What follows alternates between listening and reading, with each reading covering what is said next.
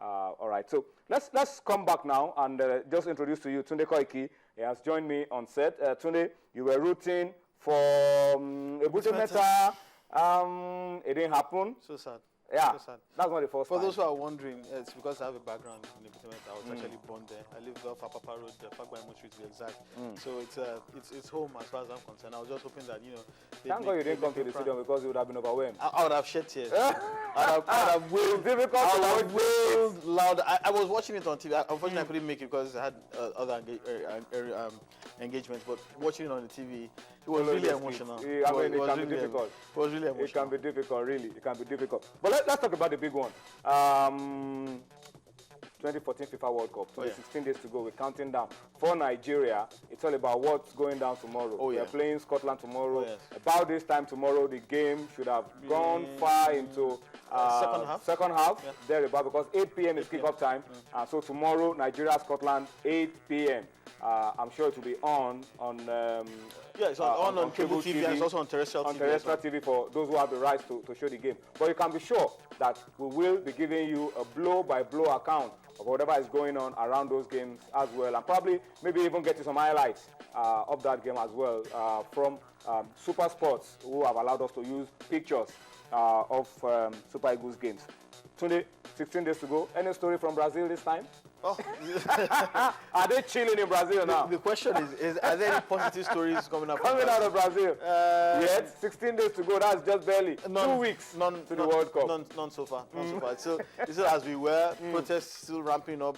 The country is still gearing up for massive protests during the World Cup itself. But outside the World Cup, in different venues spread across the world, many of the countries are preparing. The friendly matches are being played. Our neighbors, Cameroon, played against Macedonia yesterday. They won 2-0. They did have a few injury scares as well. Iran also were forced to a goalless draw as well. Japan also won a match, won that match as well. The French national team are currently leading against Norway as well. So plenty of preparations all across the world, as you'd expect at this point in time. The Super Eagles also preparing as well for their friendly match against Scotland. So those who are asking questions, the camp of the Super Eagles has officially opened for the World Cup.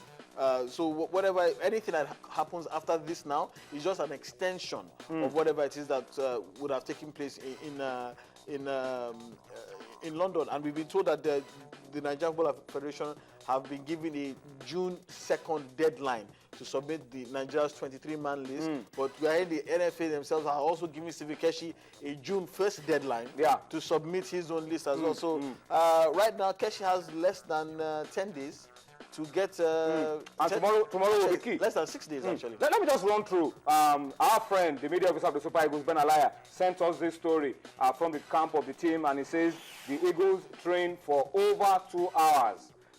And that's how it's going to be, because Coach Keshi says, look, the trainings will now be rigorous.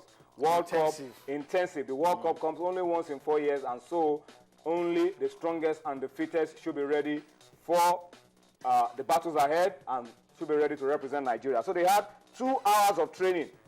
Today, the players are happy with it, and we're told that AGK is doing shone like a million stars. Ramon Aziz, Michael Uchebo, Victor Moses, all of them weighing in so actively in training, just to show to the coach that, look, we're ready to fight, we're ready for the battles ahead. And Nnamdi Oduamade, that had the problem joining up with the squad, finally has joined up with the team. The only player that was being expected is Sunday Mba from fans who had connecting issues with his flight, and we're expecting that by later today, Sunday Mba should also join up with the squad. So 30 players in camp, ready to fight. 7 will drop off, but it's going to be some battle today.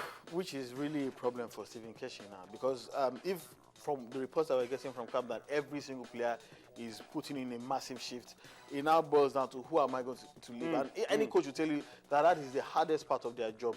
Telling players that, yes, you've done so well, but I cannot take you with the World Cup with me. And if you ask Stephen Keshi, he'll tell you, if left to him, he'd love to take every single one of them. but the rules are clear. You can only take 23 players. Some coaches like to drop some. For example, you're allowed to take 3 goalkeepers. Some like to drop 1 goalkeeper in order to make space for an extra player. Maybe Keshi will do this. I doubt it. You'll surely go with 3 goalkeepers. I think he will go with 3 goalkeepers. The standard schedule, but it's going to be really difficult for Stephen Keshi to choose. The newcomers are putting in a massive shift. Ramon Aziz, Michael Uchebo, and the rest as well. They're really they're not. The good thing about it for me is they're not overawed by their surroundings. The fact that they might actually make it to the World Cup. So for me, it's really, really great, and it's a good headache for Stephen Keshi. Let's step down now and talk about the Golden Eaglets, and also tell you that the Golden Eaglets are ready for 2 friendly games. They'll be playing 2 friendly games against Egypt within 3 days. The first friendly game will be tomorrow. So the Golden Eaglets rounded off their training today at the NFF FIFA Gold Project in Abuja, brimming with confidence and sure of an impressive result in the double-header international friendly against Egypt. The friendly games will be played in Kaduna. The first one will come up on Wednesday, that's tomorrow, and then the second friendly will be on Friday. So the Golden Eaglets are really shaping up, expecting the very best. Let's now talk Glo Premier League. Tomorrow is another match day in the Glo Premier League. There are a lot of issues around the Glo Premier League that we need to sort out, but we'll leave that for later because we are pressed for time tonight. But let's start by showing you fixtures of matches to be played tomorrow. A whole lot of exciting games as well in the Glo Premier League tomorrow. I hope we can quickly show you those fixtures on your screen and then talk about them very quickly, and also try to fill you in with some of the aspects of the program that we couldn't touch upon yesterday because of time. Tomorrow, it's a massive game in Aba. Enyimba will be confronting Dolphins of Port Harcourt. Two former champions will be going for it. Nasarawa United, who have been a surprise team this season, will be hosting currently the embattled. Currently second on the log. They will be facing the embattled, crisis-ridden, poverty-stricken. What kind of words can we use for Rangers? Because the players are threatening that they're not going to play football anymore. And their most potent weapon is not with them right now in the Super Eagles camp. I mean, so it's really difficult not good time for Rangers. But I wonder if John Obu is going to have enough players to prosecute this game, if the players live up to their threat. Gombe against Warri Wolves, that's a massive game in Bauchi. That's where Gombe have been banished. But then when you look at what they did against Rangers, coming from 3 goals down, you know that Gombe are also high on confidence. It's unbelievable when you consider the fact that they are currently third from bottom in the league. And you wonder if they could play that well, overcome a 2-goal deficit to draw in a very difficult venue in Warri. It begs the question, what exactly is Gombe's problem? Let's look at what's the next fixture. A Sharks against Abia Warriors. The chairman of Abia Warriors told his boys, look, Sharks are the informed team in the league. 9 games unbeaten. They've gone to very difficult places. They've picked up points. But the chairman of Abia Warriors, Chief Emeka Yama, told the boys, look, go to Port Harcourt, win this game, and get *1 million. Whew.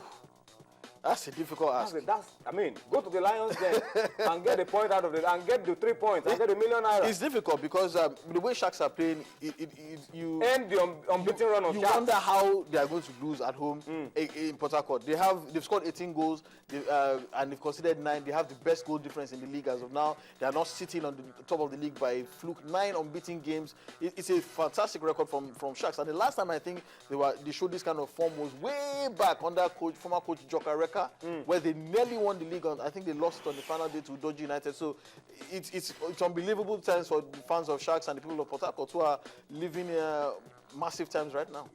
All right, so that's a massive game tomorrow at the Sharks Stadium. Sharks, the league leaders, against Abia Warriors. Let's step down and also just fill you in with the results we couldn't talk about yesterday on the show. That's the Nigerian National League. Let's start from Division A. Kwara United beat Supreme Court 2-0 in Ilorin. Sokoto United beat Ranchers 1-0. Kogi United beat Tip 3-1. That's the first win under the new coach. DSS returning to winning ways 1-0 over Spotlight. Mighty Jets in the Jos Derby 2-1 over Plateau United. Nigeria Prisons imprisoned Adamawa United 2-0. FRSC and Wiki Tourists, no tourists on the road. No. I mean, the marshals couldn't stop the tourists from getting a point. They couldn't give them a ticket. They couldn't give them a ticket. All right, Division B, you had Gabros 2-0 over First Bank.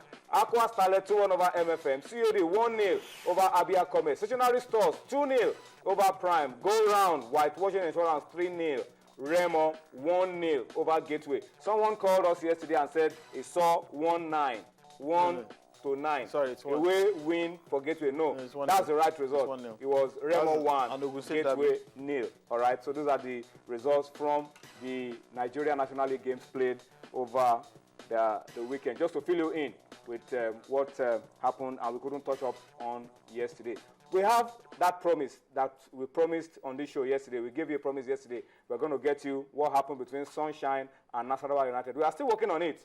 Once we get it, you'll see it on this show. It was Mayweather on one side, Manny Pacquiao on the other side, Baba Ganaru and the center referee. Tunde, we have to wrap up the show now.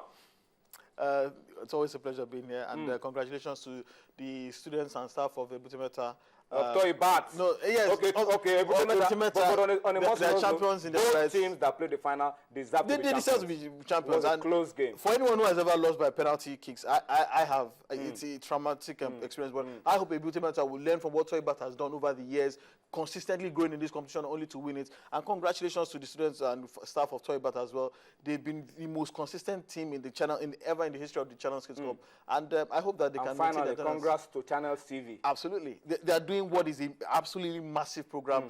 We might not know the impact of this, but in another 10 years' time, we can hope. I'm hoping that we can see a player in the national team that has graduated from the Channel Kids Cup.